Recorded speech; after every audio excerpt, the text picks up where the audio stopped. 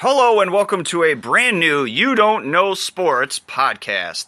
I am your host with the most sports information, SlimmDa KID, and once again, thank you for tuning in to this brand new episode here on the 8th of May, 2024. Last week, we debuted a return to You Don't Know Sports. You Don't Know Sports is a podcast dedicated to little-known or unknown sports stories brought to you by Spreaker.com and me, SlimmDa KID. Last week, we focused on Major League Baseball. This week, we're going to focus on a completely different sport, cycling. That's correct, cycling. And there's only one name that is synonymous with that particular sport. The biggest dope in the history of the sport, Lance Armstrong. Everyone likes a winner. Everyone likes a comeback story. Everyone likes to hear about someone who looks death in the eye and walks away to tell the tale. Everyone liked American Lance Armstrong, the cyclist who overcame every obstacle thrown in his way seemingly with ease. Lance Armstrong, who looked death in the eye, or in this case cancer, and beat it into submission, giving hope to millions around the world that they too could fight and defeat this awful disease that shows no bias on who it affects. However, this isn't Hollywood, and this definitely didn't end well for anyone, anywhere. This is the story of the biggest dope who ever lived and how he admitted to being one.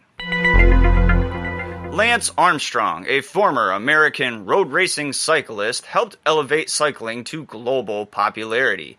His 7 Tour de France victories from 1999 until 2005 and his status as a cancer survivor made him one of the most iconic and revered athletes outside of the professional sports world. Yet, throughout his career, he consistently faced allegations of doping, especially after he beat cancer and won the Tour de France several years later. Armstrong began cycling like anyone else, as an amateur. He was particularly good at the amateur level, winning the U.S. Amateur National Championship in 1991. He debuted professionally at the Clásica de San Sebastián in Spain, a race he would finish last in. In 1992, Armstrong entered and won his first pro race and then entered the Tour de France race later that year, winning a stage but ultimately dropped out of the race. In 1993, Armstrong won the Thrift Drug Triple Crown Championship, and his cycling fame took off shortly thereafter. The mid-90s saw Armstrong rise to fame and glory. After becoming the first American to win the La Flèche Wallonne, he won a second Tour du Pont. Armstrong would only participate in the Tour de France that year for 5 days. Despite this, Armstrong would then compete in the 1996 Olympic Games in Atlanta, Georgia, finishing 6th in the time trial and 12th in the road race. Later in 1996, Armstrong received the news that everyone fears and dreads. In October of that year, Armstrong was diagnosed with testicular cancer. However, this was an aggressive type of cancer that had spread to his lymph nodes, lungs, brain, and abdomen. 1997 saw Armstrong launch his Lance Armstrong Foundation, later renamed Livestrong, to support cancer patients and research. Armstrong would also join the U.S. Postal Service cycling team, later rebranded with a different sponsor, the Discovery Channel. 2 years later, in 1999, Lance Armstrong would win his first Tour de France and immediately face allegations of doping and tampering. Despite testing positive for a corticosteroid, he showed a backdated prescription to avoid sanctions.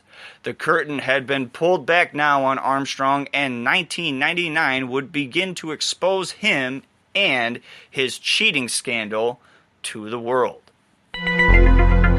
The turn of the new millennium saw Armstrong win his second Tour de France in 2000, as well as take bronze at the Sydney Olympic Games in the time trial event.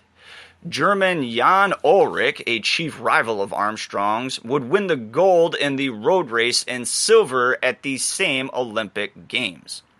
2001 saw Armstrong and Ullrich's rivalry at its peak, yet Armstrong won a third Tour de France in a row.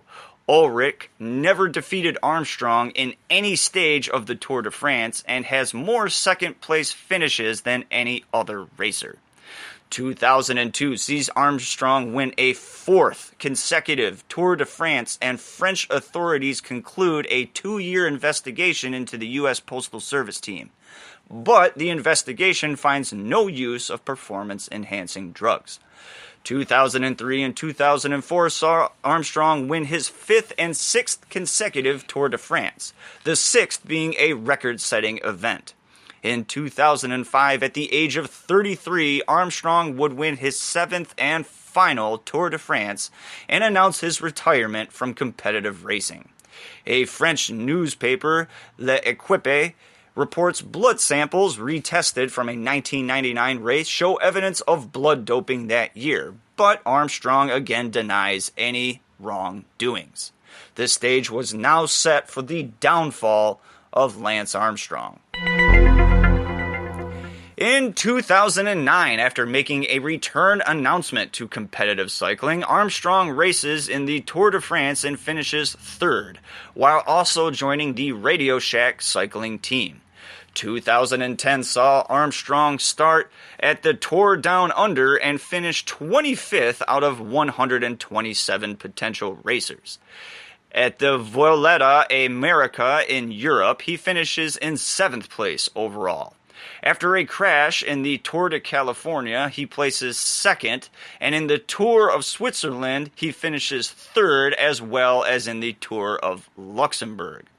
In the 2010 Tour de France, Armstrong finishes in 23rd and announces that 2010 would be his final Tour de France.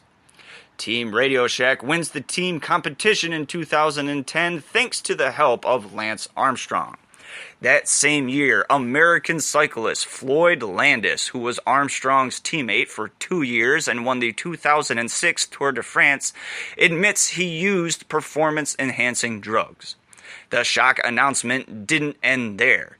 In emails to U.S. and European cycling officials, Landis says he began doping in 2002, his first year alongside Armstrong. Landis also accuses other U.S. Postal Service teammates of doping in addition to Armstrong and agrees to cooperate with federal officials investigating the allegations. 2011, Armstrong announces his retirement again from competitive cycling, this time at the age of 39. In 2011, 2 other U.S. Postal Team members came forward acknowledging their own PED use and further implicating Armstrong. In 2010, federal prosecutors dropped their criminal investigation against Armstrong and the U.S. Postal Service team in February with no charges filed. However, the U.S. Anti-Doping Agency accuses Armstrong of doping and trafficking of drugs in June of 2012. In October of 2012, the USADA officially charges him with using, possessing, and trafficking banned substances and recommends a lifetime ban.